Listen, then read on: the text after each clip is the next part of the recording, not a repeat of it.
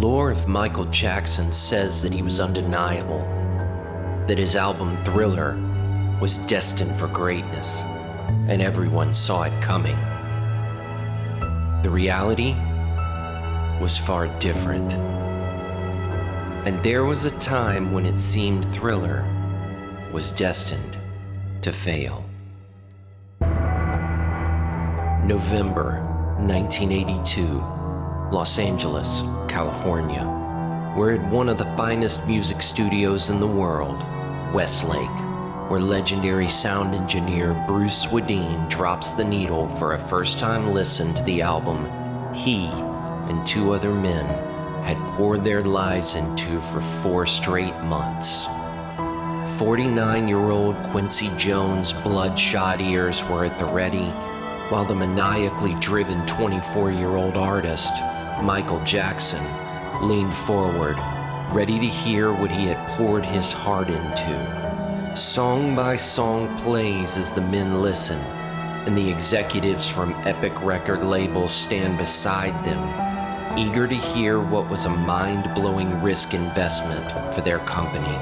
But with each passing beat, a cold despair comes down on the room with crushing force. This was supposed to be the record to jumpstart a post-disco wasteland of a music industry. It's an unheard-of level investment with a pop artist driven to be the best, but it's inescapable. The album sounds terrible. This catastrophe cannot be understated. A mere 8 days remain before the record has to go live. The executives need the record now. Jackson slips off to a dark studio room to be alone while Jones collects himself. He tells the executives this cannot air and for everyone to go home. Now he is left to deliberate the impossible odds they face. There is much to be done, no time to do it, and it will take all the energy and talent of these already exhausted men to even have a fighting chance. The clock is ticking in 1982. Let us visit that time when Thriller almost wasn't. This is Muro.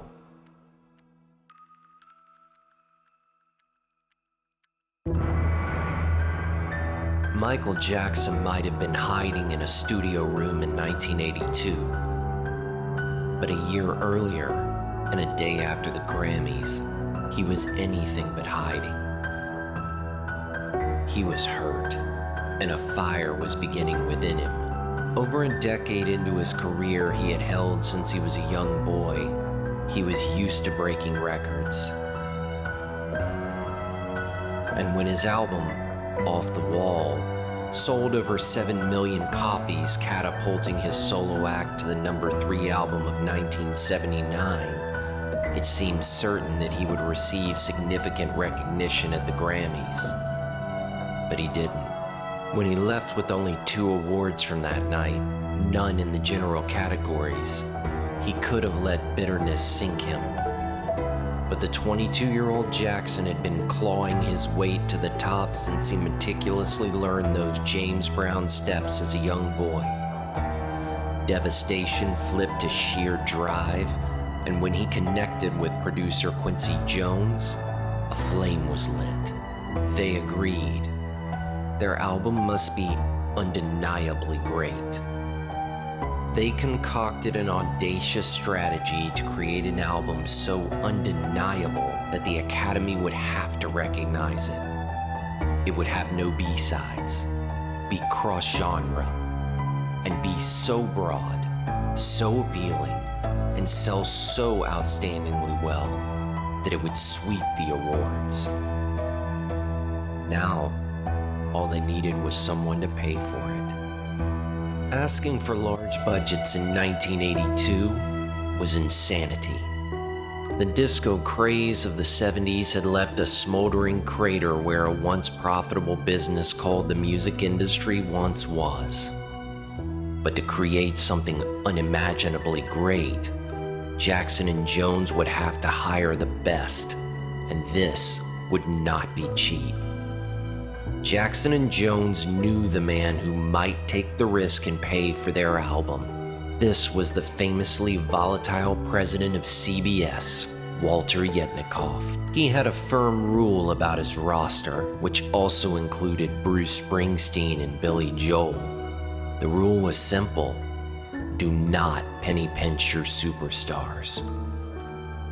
And Yetnikoff knew it. Jackson was such a star. While the rest of the industry was demolishing whole divisions due to low cash, Jackson's off-the-wall album was a money printer. Yetnikoff understood Jackson's vision and believed in it. He also knew Quincy Jones was not only one of the finest producers, but was trusted by the best musicians. When Jackson and Jones asked for a moonshot-level budget, Yetnikoff said yes. In the face of a collapsing industry, Epic Records was about to unload a staggering $750,000, more than double the standard premium album budget. Yetnikoff audaciously believed this one staggering expensive album could nearly single-handedly pull the music industry back from the brink. Jones and Jackson also believed, and were about to load the studio with the best musicians imaginable and furiously put every great moment they could conceive onto the album. Unbeknownst to them, it was this ambition that could be their undoing.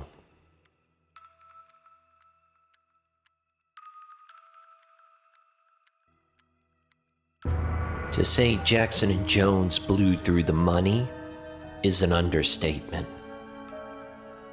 They immediately went into a ferocious 4-month sprint, spending every dollar on the finest talent. On the first day, bringing in Paul McCartney for a duet to help appease executive temperament, and then diving into sonic landscapes that were multifaceted, uncharacteristically blending pop, R&B, funk, and hard rock, and even bringing in an uncredited Eddie Van Halen for an impromptu solo. That same year, the band Toto had won Album of the Year with Toto 4, and Jones recruited most of the band for instrumentation. Jones was running 3 studios at one time, saying that the session was so intense that it included a studio monitor catching fire and session players being carried out on stretchers. These were the best musicians in the world playing at the edge of their talents, and yet all of their tenacity and dedication would be for nothing if Michael Jackson were not ready. But he was. When Jackson stepped to the microphone for these sessions, he was not just a man of unique talent, nor just a man approaching a 2-decade career while not even being 25 years old. He was also a man who had something to prove. He gave himself the ultimatum. No sheet music, singing in pitch black darkness, and full performance for every song. He pressed his soul into every lyric, and not simply because he was determined to win awards, but also because many of the songs were written by him. Just before this session, Jackson had been on a music tour with his family, and he took no downtime. Instead, he went back to his room, writing, producing, thinking, performing. He not only wrote lyrics, he invented a way to compose, singing the different parts of the song into a tape recorder so that when he came into the session, he had songs fully completed with their parts. When he finished the tracks, he had nothing left. It was all on the tape. But what was all on the tape did not make it to the final cut. 30 songs were made, and many of them could have been hits in their own right. But Jackson and Jones were only going to accept the best. 9 songs made the final cut. Jones, Swedien, and Michael knew it. It was a perfect album. But when the test record finally played that day, all of the album's life was gone. All of it. Jackson and Jones had brought together incredible music. Now Jones and Swedien had to save it. Jones and Swedien examined the album and understood what happened. Every piece of music they cut was as perfect as it should have been, but a vinyl record can only hold so much recording time. They had packed such a dense, long, and powerful soundscape that it severely overloaded the album. In today's production world, digital allows hours of music to be recorded and loaded onto hard drives, but not in 1982. In 1982, recordings went to tape, and tape was where it lived. Copies of the original recording would not sound as good as the original. To save the album, Jones and Swedien were going to have to commit murder, cutting much of their incredible work. Doublings, synthesizers, additional verses were muted and removed at a horrendous pace, one song a day. The thrash was a tremendous task, but it was the only way they had to get the album across the line. Already exhausted, Swedien and Jones geared up for the worst and most blistering week of their production careers. Jones mixed, while Swedien was tasked with perhaps one of the scariest jobs in music. He was charged with cutting the recording tape with a razor, using his master skills and cutting style to assure that the music sounded seamless. Jones had wanted the best, yet Nikoff had paid for the best, and now Swedien's skills were saving the recording. Between Jones and Swedien, an equivalent of a quarter of a full album was cut. And yet, in the heat of this furious and mind-bending session, there was one long intro that Michael Jackson insisted stay. Jones at first disagreed, but Michael was adamant. They would have to find room elsewhere. At last, Jones conceded, and their hard work continued. Less than 2 weeks before, the album was a catastrophe, but now a new test album was ready. Swedien put it on a turntable and dropped the needle. It's May 1983. Inside the homes of just under 50 million viewers, a takeover is happening. A long and infectious bass rhythm enters the living room of everyone who is crowded around their television to watch the Motown 25 celebration. But this song, unlike the rest of the songs heard that evening, is not Motown. It's from Epic Records. Michael Jackson had spent his life playing music with his brothers, even touring with them as his solo career began to eclipse them. This time, he used the desire for him to perform with them as leverage to perform his own song, Billie Jean, live on stage. Instead of Michael Jackson's voice leading in, it's the bass rhythm and Jackson's dance steps. When Jackson begins to sing, it's melancholic and personal and haunting. It recounts his fame in a dark and somber way, capturing the romance of his early life that so many knew.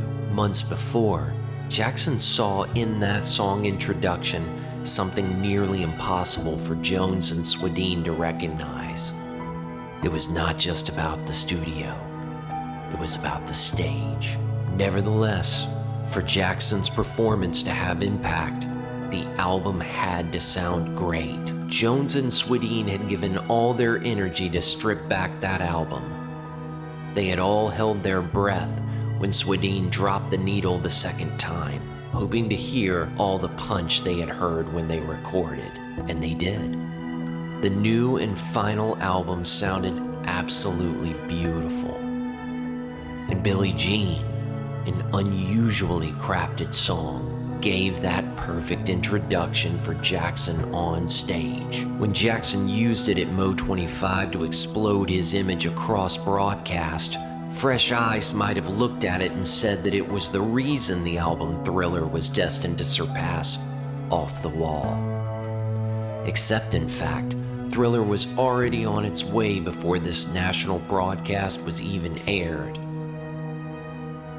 And again, it was how Jackson was using that Billie Jean intro.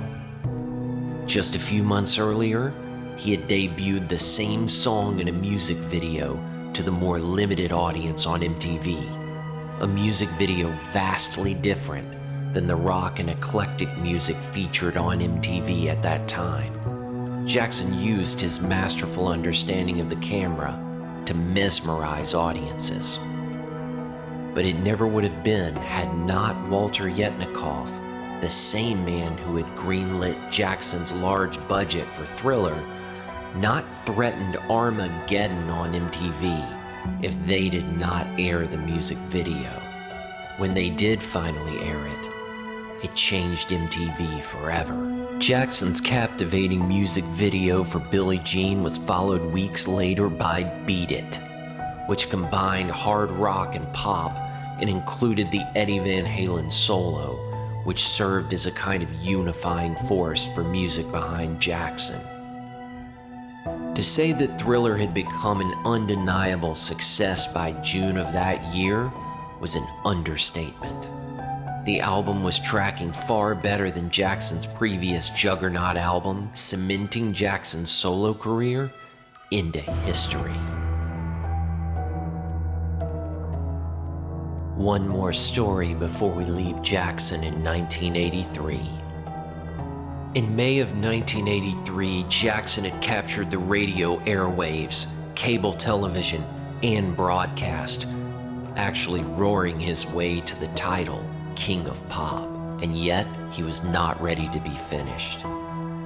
He approached Walter Yetnikoff with a new proposition, not simply a music video, but a short film to top all music videos. The cost? More than the album Thriller itself, $900,000. Yetnikoff gave a firm reply. No.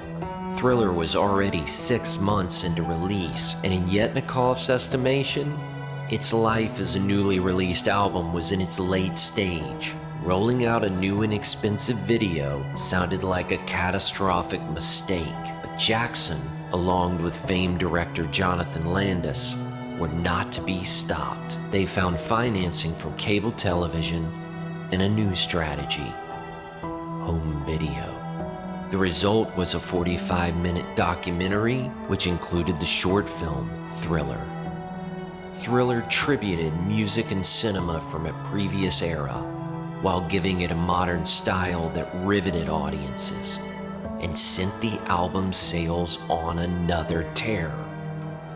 The album Thriller would race back to the top of the charts, selling a mind-blowing 1 million copies per week. At the end of 1984, Jackson received what he was truly looking for: a general category Grammy sweep. The short film Thriller had worked. Jackson's life would go on as a riveting tale of talent, access, and warning about stardom. But that is another story. For now, let us consider how these three men, Jackson, Jones, and Swedien, looked at imminent disaster and refused to accept it. As a result, their tenacity, experience, and courage not only saved the album, but changed history. Please like, share, comment, and subscribe. This is Muro.